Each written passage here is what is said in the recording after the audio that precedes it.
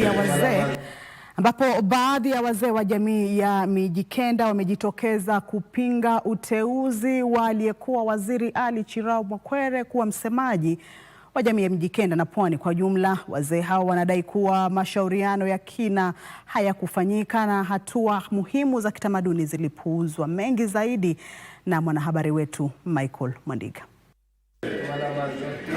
Kuteuliwa kwa Ali Chirau Mwakwere kuwa msemaji wa jamii ya Mijikenda kumeibua sintofahamu katika eneo la Pwani. Kutowazwa kwa waziri huyo wa zamani huko Vishakani kumelaaniwa na kundi la wazee wa kaya, wakisema hawatambui uhalali wa tukio hilo.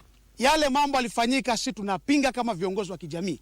Kwanza hatukuhusishwa, pili hakufuata ule taratibu wa kuteuliwa kama kiongozi hapa Pwani. Wa Mijikenda huwa hatuna certificate za kuapisha anayetuwakilisha, bali huwa ni wazee wanakaa, wazee 9 wanachagua kiongozi mmoja ndo anawakilisha wa Mijikenda ama hata wa Pwani wote.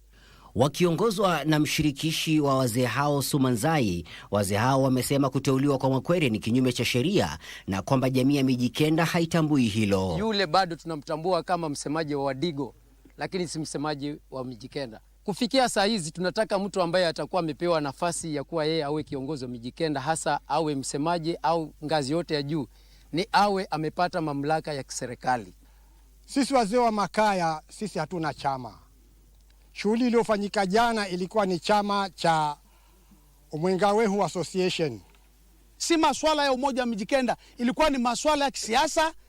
Msimu wa siasa kwa karibu, wamekuja na mbinu mpya wauze Mijikenda. Na jana ilidhihirika kwamba nilikuwa ni mbinu ya kuuza Mijikenda. Wazee hao wamempa Mwakwere siku 14 kuomba radhi kwa wazee hao, la sivyo atang'atuliwa.